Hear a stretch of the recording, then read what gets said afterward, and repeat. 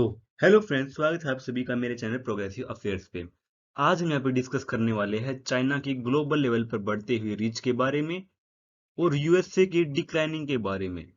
जी हाँ, आज हम यहाँ पे समझेंगे कैसे जो बाइडेन की पुअर फॉरेन पॉलिसी के अंदर यूएसए की डिक्लाइनिंग स्टार्ट हो चुकी है और हम बात करें चाइना। चाइना आज के टाइम पे वर्ल्ड लेवल पे कहाँ पहुंच चुका है, इस वीडियो में आज हम डिस्कस करने वाले हैं। तो आप सभी को पता हुआ होगा रशिया यूक्रेन के वॉर के बारे में। अब रशिया यूक्रेन के वॉर के से सबसे ज्यादा लॉस हुआ है यूरोप को। यूरोप में ही आज के टाइम पे सबसे ज्यादा इन्फ्लेशन आई हुई है। वहां की लीडर्स, वहां की जनता बहुत ही तंग है इससे। और इसी बीच क्या होता है, जो फ्रांस के प्रेसिडेंट है इमैनुअल मैक्रोन, वे जाते हैं चाइना में। और यहाँ पे बोलते क्या है चाइना को, जी आप पीस कराएं। किसके बीच में? रशिया और यूक्रेन के बारे में। आप जो वॉर चल रही है ना वहां पे, उससे पीस कराएं। मतलब कि यहाँ पे फ्रांस प्रेसिडेंट इमैनुअल मैक्रो सीधे सीधे कह रहे हैं कि जी आप इस वॉर को खत्म करवा सकते हैं। मतलब कि आप पीस ब्रोकर प्लान बीच में यहाँ पे शेयर कर सकते हैं रशिया और यूक्रेन के बीच में, जिससे ये वॉर थमे और यूरोप को ज्यादा लॉस ना हो। यहाँ पे आप देख पाएंगे Macron sparks anger by saying Europe should not be vessel in the US-China clash। यहाँ पे एक इंपॉर्टेंट स्टेटमेंट भी दी है फ्रेंच के प्रेसिडेंट इमैनुअल मैक्रोन ने। उन्होंने ये कहा कि जो यूएस और चाइना की राइवलरी है ना आज में, उसके बीच में यूरोप को नहीं पिसना चाहिए। मतलब कि यूरोप को उसके बीच में नहीं पड़ना चाहिए। आप सभी को पता होगा डोनाल्ड ट्रंप ने अपने टेन्योर में चाइना के साथ एक ट्रेड वॉर स्टार्ट कर दी थी, जिसमें उन्हें दुनिया भर के सैंक्शन लगा दिए थे चाइना पे। और ये बोल रहे हैं कि जी जो बाइडन जो हमें एक एक तरह से वो कर रहे हैं ना, मतलब कि इसके अंदर ढकेल रहे हैं जो ट्रेड वॉर के अंदर, मतलब कि उससे यूरोप को खुद को दूर कर देना चाहिए। यूरोप को इन दोनों के बीच में, बड़ी सुपर पावर्स के बीच में नहीं पिसना चाहिए। और यहाँ पे फ्रांस के प्रेसिडेंट इमैनुअल मैक्रो ने एक और बड़ी बात कह दी, जो था यूएस डॉलर के बारे में। उन्होंने ये कहा, वो भी चाइना में जाके, कि जी हमें डॉलर पे डिपेंडेंस कम कर देनी चाहिए पूरे यूरोप को, जो कि एक बहुत ही बड़ी स्टेटमेंट है। Europe must reduce rely on US dollar, कि मतलब कि जी पूरे यूरोप को जो यूएस की करेंसी है डॉलर, उस पर डिपेंडेंस कम कर देनी चाहिए।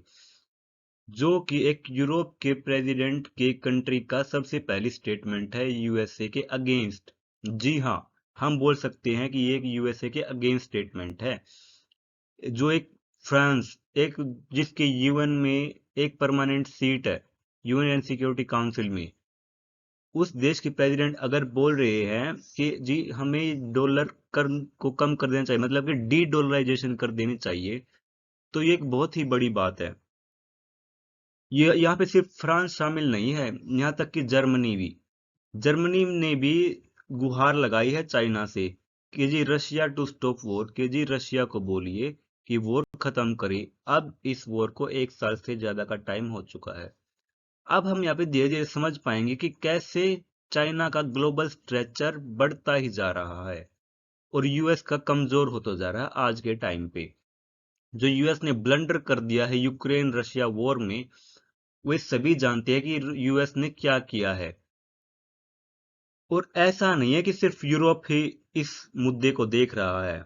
यहाँ तक कि जो ब्राजील के प्रेसिडेंट है लूला, ये चाइना में आए, इन्होंने भी सेम बात रिपीट की, they seeks path to peace in Ukraine, वो भी चाइना की हेल्प से, कि जी चाइना ही ऐसा कर सकता है अब तो, कि जी वो पीस प्लान है वो एस्टेब्लिश करे, रशिया के साथ डिस्कस करे और इस वॉर को अब खत्म करे जल्द से जल्द। तो यहाँ पे हम समझ सकते हैं चाइना की ग्लोबल इंपोर्टेंस के बारे में। हाल ही में ऐसा नहीं है कि सिर्फ इसी से, मतलब कि एकदम से ऐसा नहीं कि एकदम से रशिया चाइना के बीच में कुछ सुलह हो जाएगी और रशिया यूक्रेन वॉर बंद हो जाएगा। ऐसा इसलिए भी हो रहा है क्योंकि आज के टाइम पे जो चाइना ने सऊदी ईरान डील करवाई है, मतलब कि सऊदी अरब और ईरान के बीच में आज के टाइम पे जो समझौता कराया है ना, तो सभी के सभी ये सोच रही है, बीजिंग जो कि बाय द वे चाइना की कैपिटल है, कि यही सेम फॉर्मूला यहाँ पे रिपीट हो जाएगा और ये वॉर रुक जाएगी। मतलब कि जैसे कि सऊदी ईरान के बीच में डील कराई है चाइना ने, वैसे ही डील रशिया और यूक्रेन के बीच में चाइना करवा सकता है और ये वॉर अब रुक सकती है, ऐसा सभी सोच रहे हैं। देखिए, China was not to sell arms to any party in Ukraine war. और यहाँ पे जो फॉरेन मिनिस्टर है चाइना की क्विंग गैंग, इन्होंने एक स्टेटमेंट भी दी है। इन्होंने बोला है कि चाइना किसी भी टाइप के वो जो हथियार है वो किसी भी पार्टी को सप्लाई नहीं करेगा यूक्रेन वॉर के दौरान, चाहे वो रशिया हो चाहे यूक्रेन हो। हालांकि ये पॉलिटिकली बिल्कुल सपोर्ट कर रही है रशिया को, बट इन्होंने बोला है कि जी हम बिल्कुल सपोर्ट नहीं करने वाले हथियारों के मामले, मतलब कि आर्म्स को एक्सपोर्ट नहीं करने वाले। और यहाँ पे आप देख पाएंगे, अगर हम बात करें डील की, चाइना ने just broker the historic truce between Saudi Arabia and Iran. अब ये बोले कि क्या यूक्रेन के साथ हो सकता है ये, मतलब कि जो डील इन्होंने करवाई है चाइना ने सऊदी अरब और ईरान के बीच में, क्या वो यहाँ पे हो सकती है? सभी ऐसा सोच रहे हैं, और सभी सोच रहे हैं तो ये अच्छा ही सोच रहे हैं। यहाँ पे आप देख पाएंगे Saudi deals US China battle for influence in the middle east. अब जैसे ही ये डील फाइनल हो गई, तो अब बात आता है मिडल ईस्ट की जो गल्फ कंट्री है, अरब कंट्रीज, उनमें यूएस और चाइना के इन्फ्लुएंस के बीच में अब हो सकती है वॉर। मतलब कि पहले मिडल ईस्ट पे कौन कंट्रोल रखता था? मेनली यूएस कंट्रोल रखता था।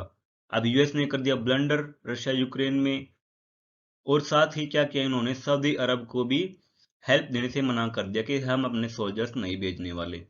तो ऐसे में सऊदी अरब यूएस से दूर हो गया, और बीच में चाइना ने एंट्री ले ली। और चाइना ने इस मौके का पूरा फायदा उठाया और अपनी इमेज बिल्कुल अच्छी कर ली मिडल ईस्ट में। मिडल ईस्ट में क्या बोले, हम बोल सकते पूरे ग्लोबल लेवल पे अपनी इमेज बहुत ही अच्छी कर ली इन दोनों राइवलरीज जो कि चली आ रही सऊदी अरब और ईरान के बीच में, इनके बीच में पीस इस्टेब्लिश करके।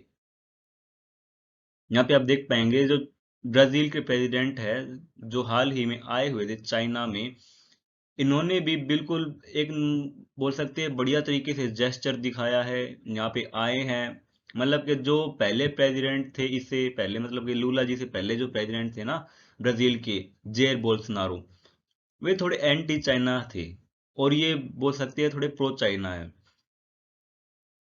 और ब्राजील के लिए चाइना एक बहुत ही इंपॉर्टेंट एक्सपोर्ट डेस्टिनेशन है। मतलब कि ब्राजील का मेजर एक्सपोर्टर कौन है, मतलब कि सबसे ज्यादा एक्सपोर्ट ब्राजील किसको करता है? चाइना को। अप्रोक्स $10 बिलियन का एक्सपोर्ट करता है चाइना को। तो ऐसे हम समझ सकते हैं कि ब्राजील के लिए चाइना कितना इंपॉर्टेंट है। यहाँ पे आप देख पाएंगे, अब जैसे जैसे चाइना की रीच ग्लोबल लेवल पर बढ़ती जा रही है, जो उसके एलाइज थे, जर्मनी हो गया, फ्रांस हो गया, जो दो मेजर बड़े देश है ना यूरोप कॉन्टिनेंट में, वे ही चाइना की तरफ अब आस लगा के बैठे हैं कि जी वॉर कम कराएंगे, डीडोलराइजेशन करो। और इसी बीच जापान भी क्या करता है, अपने एलाइज जो यूएस है इसका मेन एलाइज, उनको दरकिनार करते हुए रशिया से ऑयल खरीद लेता है। ये यूएस के लिए एक बहुत ही बड़ा झटका था। एक एक इन क्लोजेस्ट अलाय जापान, जो उन पे डिपेंड करता है, मिलिटरली डिपेंड करता है, वो भी रशिया से ऑयल खरीद रहा है। अब ये जो बाइडेन की फॉरेन पॉलिसी का सबसे बड़ा ब्लंडर है यहाँ पे, कि कैसे उनकी बेकार फॉरेन पॉलिसी के अंदर जो उनके अलाइज है वो दूर हो रही है। हम बात करें अगर इंडिया की, तो इंडिया भी जो बाइडेन की प्रेसिडेंसी के जो रूल है उनसे खुश नहीं है बिल्कुल भी। अगर हम बात करें चाइना ने जो डील एस्टेब्लिश कराई है, इसका इम्पैक्ट इंडिया पे भी हो सकता है, क्या होगा अब वो तो आने वाला टाइम बताएगा। बट अगर हम बात करें इंडिया के पॉइंट ऑफ व्यू से, तो ये एक अच्छी बात है अगर सऊदी अरब और ईरान के बीच में पीस डील एस्टेब्लिश हो जाती है, तो हम दोनों देशों से बिल्कुल बेझिझक ट्रेड कर सकते हैं। हो सकता है यूएस भी इस बात को बाद में समझे और ईरान से सैंक्शन हटा ले, तो हम ईरान से क्रूड ऑयल इजिली इंपोर्ट कर सकते हैं। तो फिलहाल के लिए इंडिया ने अभी इस पे कोई स्टेटमेंट नहीं दी है। इंडिया ने इसके ऊपर स्टेटमेंट इसलिए नहीं दी है क्योंकि ईरान और सऊदी अरब में ऐसी डील पहले भी हो चुकी है और टूट भी चुकी है। एक डील हुई थी 2011 में, जो कि यूएस ने ब्रोकर करवाई थी, जो टूट चुकी है। अब ये देखना है होगा कि जो चाइना ने पीस डील इस्टेब्लिश कराई है वो कितने दिन तक टिकती है। तो बाय द वे अभी तक के लिए तो ये था बिल्कुल अच्छी बात इंडिया के लिए। हाँ, अगर ज्यादा इन्फ्लुएंस चाइना का बढ़ जाता है मिडल ईस्ट में तो ये एक कंसर्निंग इशू हो सकता है इंडिया के लिए। तो देखना होगा कि इन दोनों वर्ल्ड पावर्स के बीच में मिडल ईस्ट पे कौन कंट्रोल रखता है। तो अभी के लिए तो चाइना आगे है यूएस से, देखना होगा कि यूएस इस पे क्या स्टेप लेता है। तो thank you for listening progressive affairs, आज की वीडियो में इतना ही।